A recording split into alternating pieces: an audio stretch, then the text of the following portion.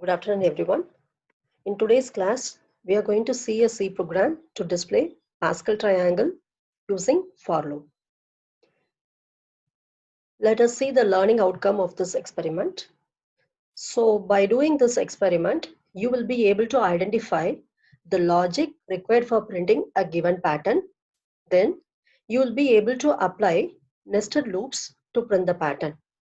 And also to print the Pascal triangle pattern, we are going to use the concept of 2D arrays.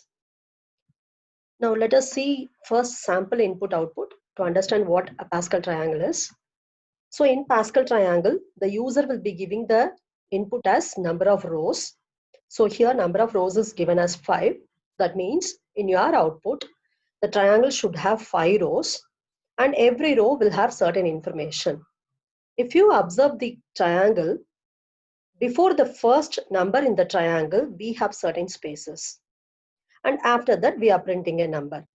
If you see the second row, first we have certain spaces, then we are printing one number, then we give one more space, then we are printing the second number. Then in the third row, certain spaces, first number, one space, second number, another space, third number. Likewise, your output goes. Now, we need to understand the logic behind this program. So this program, we are going to use the concept of nested loops. So nested loop is nothing but one loop inside another loop. Why we need nested loop here is, first we are going to write the outer loop for printing the number of rows, and then we are going to use the inner loop for printing the number of columns.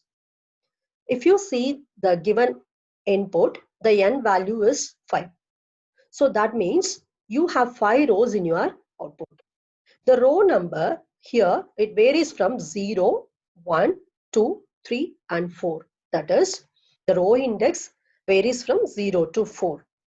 You can even use 1 to 5, but why I have used 0 to 4 is, I'm going to use the concept of arrays. In array, the index always starts with 0. So I'm using 0 to 4. Now, outer for loop is for printing the row. So I'm going to use the for loop index as 0 up to n minus 1. Every time you have to increment by 1. That is 0, then 1, 2, 3 and 4. Now let us consider the inner for loop. Inner for loop is for printing columns in each row. So if you see this inner for loop, you need to find out how many times you have to run this inner for loop. Let us see the diagram for understanding. If you consider row 0, in that you need to print only one element. In row 1, you have to print 2 elements. Then in row 2, 3 elements and so on. So number of elements to be printed depends upon the row number. They are not constant always. So we need to arrive at a common formula for controlling this. So what is the formula?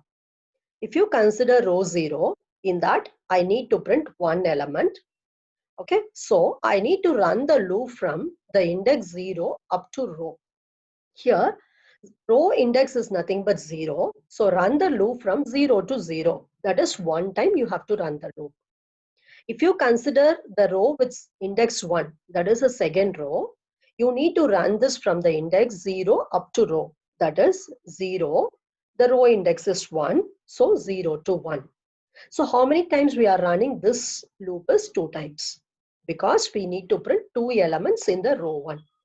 If you consider row 2, here we need to run from 0 to row, that is 0, 1 and 2, totally 3 times. Because in row 2, we need to print 3 elements. So the general formula for printing the number of columns is, run the inner for loop from index 0 up to the index row. Every time you need to increment by 1. Now let us see how to print spaces. Before printing every number in each row, you need to print first spaces. After that only you are going to print the number. So how many spaces we have in each row? Let us look at that. In row 0, we have 4 spaces. In row 1, we have 3 spaces. Then only the first number in that row appears. So in row 2, we have 2 spaces. In row 3, 1 space, and in row 4, there is no space. So if you see the general logic here, if it is row 0, you run the loop from 0 up to n minus row minus 1. So, sorry, 1 up to n minus row minus 1. That is 1, 2, n is 5 in this example. Row is 0 here. And if you use 5 minus 0 minus 1, it is 4. So run the loop from 1 to 4. It means that you need to print totally 4 spaces. That is the thing we have done here. And if you consider row 1, you need to run this from 1 up to n, that is 5, minus row, it is 1 minus 1. So that is 1 to 5 minus 2. 5 minus 2 is 3, so 1 to 3. So we need to run this for totally 3 times because we have 3 spaces here. Likewise, your formula proceeds. If you consider the last row with index 4, we will not have any space in that. That is, the number of spaces is 0. So the general formula for printing spaces in each row is 1 to n minus row minus 1. Now let us see how to print the values in each row. If you consider, after printing the spaces, next you have to print values. The values to be printed are not same. It changes according to the row number. In the first row, you need to print 1 column. In the second row, you need to print 2 columns. In the third row, you need to print 3 columns and so on. Now, in that also, there is a special pattern followed. So what is the special pattern here is, if you look at the right hand side matrix, that is going to tell you what number you have to print. And the left hand side matrix is going to tell you what is the row index and the column index of those elements. If you consider this part as indicated by the cursor movement, in all these things your number is 1. So what is the relation for all these numbers? Look at this cursor movement. In all these numbers, the row number and the column number are same. The first number indicates the row index and the second number indicates the column index. Here, in all these, the row index and column index are same. 0, 0, 1, 1, 2, 2, 3, 3, and 4, 4. So, when row index and column index are same, we need to print 1. Similarly, look at these elements as indicated by the cursor movement. In all these elements, what is the common thing existing? Look at these indices values. So here, the index are 0, 0, 1, 0, 2, 0, 3, 0, 4, 0. So the common thing among these items is the column index, that is the second number, is 0. So when the column index is 0, in those positions, you need to print 1. So now if you look at this, in the outer part of the Pascal triangle, we have 1. So for printing 1, now the condition is if col is equal to 0 or row is equal to 1, then you need to print 1 in those positions. So whatever I need to print, first I am storing it in the array, then I am going to print it. Since I want to store it in a 2D array, I need to give 2 dimensions. The first dimension is row index and the second dimension is column index. So in A of row col, you store the value of 1. Now we saw how to derive at the value in the corner position.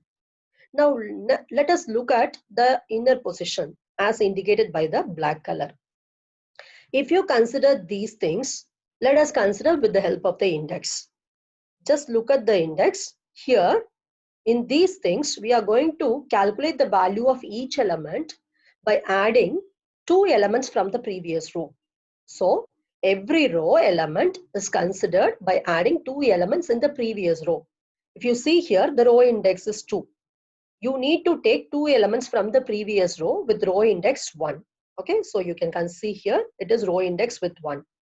And if I want to find the element in column 1, I need to consider elements in column 0 and column 1 in the previous row.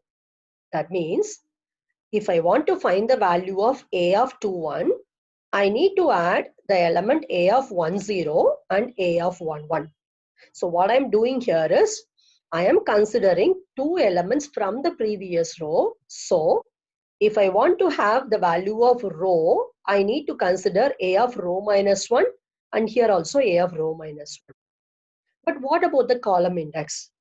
If you want the value of A of 2, 1, you need to consider A of 1, 0 and then A of 1, 1. That is, the column index is col minus 1 and then col. So here, if it is col, you add col minus 1 from the previous row and col from the previous row. So this is the formula for printing the elements in the inner part. So now we are clear with the logic for printing the Pascal triangle. Now let us see the program. Now coming to the program, first I need to include the header files hash include stdio.h and conio.h. Then I'm going to write my main function. In my main, I'm going to declare the variables. First, I'm declaring the variable n for reading the number of rows, and then a 2D array with 10 rows and 10 columns is declared. The name of the array is A. This array is going to store the values to be printed, and then R and C are the index variables for the for loop, one for controlling the row and another for controlling the column. Then I have space. This is the index for controlling the spaces in the for loop. First, I'm going to get the number of rows from the user by means of scanf function, and I'm going to store it in the variable n. After that, I'm going to run my nested loop. First, outer for loop is for printing the number of rows. So in the formula, we have seen that you need to run the outer for loop from the index 0 up to n minus 1. So in the for loop, I am writing r is equal to 0. This is the starting condition. And terminating condition is r less than or equal to n minus 1. So every time when you want to go to the next row, you need to give r plus plus. That is nothing but r is equal to r plus 1. So this for loop is for controlling the number of rows. And in each row, first we have to print spaces. So in the inner for loop, we have two for loops. One for loop is for printing the spaces, and the second for loop is for printing the numbers. Let us first see the for loop of printing the spaces, because first you have to print the space, then only you have to print the number. So in the inner for loop, for printing space, we have space is equal to 1, space less than or equal to n minus r minus 1, then space plus plus. This is a formula we saw before. So now what you need to do in this for loop is you need to print the space. So call the function printf. You are going to simply print the space. So within double quotes, you give one space. Then after that, if you run this for loop, the necessary spaces will be printed for each row. Then you need to print the number of columns. So for printing the columns, we are going to run the for loop for c is equal to 0, c less than or equal to r, c plus plus. Then inside this, we are going to print the numbers. For printing the numbers, we saw the condition. If row is equal to column or column is equal to 0, then you have to store a value of 1 in the array.